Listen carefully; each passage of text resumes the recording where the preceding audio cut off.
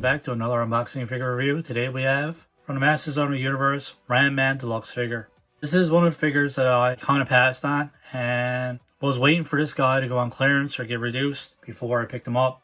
Finally got a good deal on him, and the case is a bit damaged, but I'm fine with that. So here's a look at the front. Other figures in the wave, artwork on the back. And this guy too, as you can see here, is spring loaded, so you push down on him and he pops up. I don't know why I didn't really like this character, but for some reason, yeah, it just wasn't my favorite character watching He-Man growing up and everything. So just a little view from the side. You've definitely seen this one at Walmart. I know here at our Walmarts, this guy has been warming the pegs for quite a while. So enough talking, let's crack this guy open and get a closer look. This guy comes with a comic book we're so familiar with from Wave 2.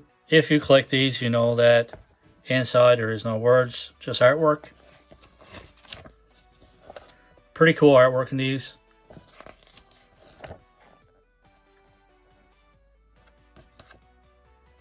Comes with a set of instructions.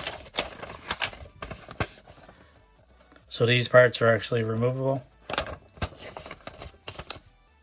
He comes with a fisted hand. Different head sculpt.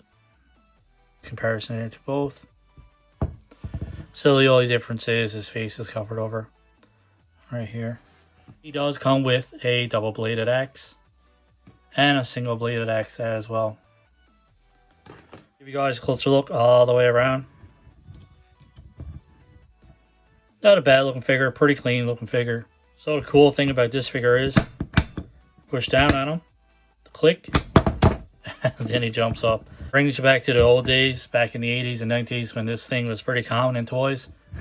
I think it's pretty cool. Those weapons in hand, so you guys can get a closer look at that.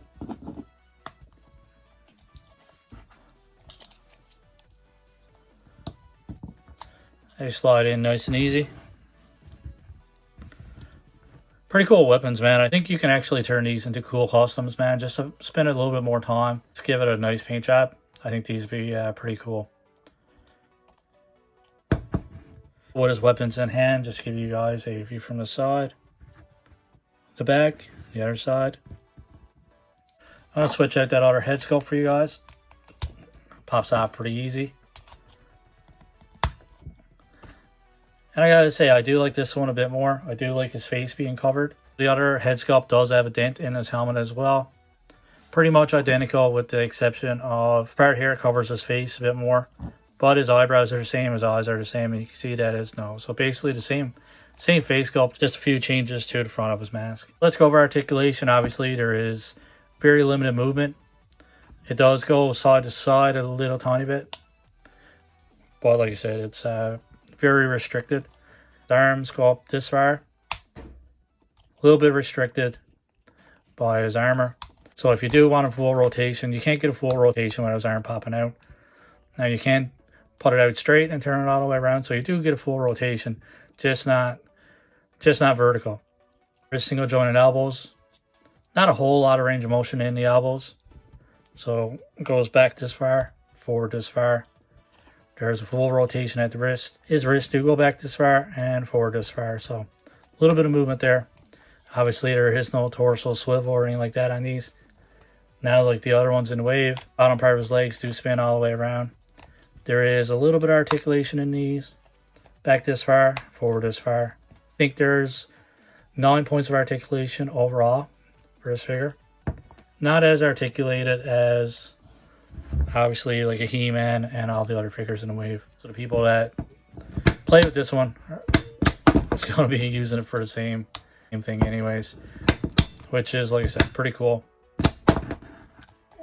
That's what the character's all about anyways. Let's do a comparison here next to He-Man. This is the vintage head sculpt He-Man. Actually, let's get some weapons in this guy's hand as well. So I think that's what really makes this figure look aggressive and stand out, man, is the weapons in hand. I do think this character looks cool and everything else, but it is one of the last figures that I went to pick up. Basically because I knew I could get them, so there was no panic buying or anything like that. I knew there was tons of them on the shelf. They weren't moving, they weren't selling. And I knew eventually I would find them used or on sale. Let's do a comparison to He-Man from the Revelations line. You can tell there's quite a bit of difference there. So this guy comes in at 7 inches. Just did this guy in a review as well. So here he is next to the Marvel Legends Red Skull. This guy comes in at a little over 6 inches as well. And let's do one more comparison to a shorter Marvel Legend figure. Here he is next to Wolverine from the Apocalypse Build-A-Figure series. So even Wolverine's taller. Overall, I'm going to give this guy a 7.5 out of 10. Pretty clean paint application on this guy. Obviously, articulation is limited compared to the rest of the wave. They're trying to stick to the older vintage design, where he's a deluxe figure and he comes with a set of weapons and a head sculpt and an extra hand. Is $10 more than the vintage head sculpt He-Man, which is kind of weird because the vintage head sculpt He-Man came with a shield, came with a axe and a sword as well. So I don't really know why this one had to be $10 more. I mean, this guy came with 3 accessories and this guy came with 4. The only difference is this guy has all new parts, as opposed to the other ones in the toy line that are basically reused parts over and over. So I guess that's why he costs more for original design.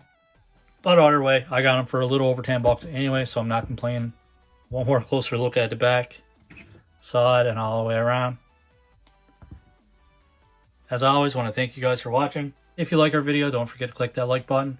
If you like our content and you want to support the channel, don't forget to subscribe as well. Hope you guys enjoy the rest of your day. Keep collecting and stay safe.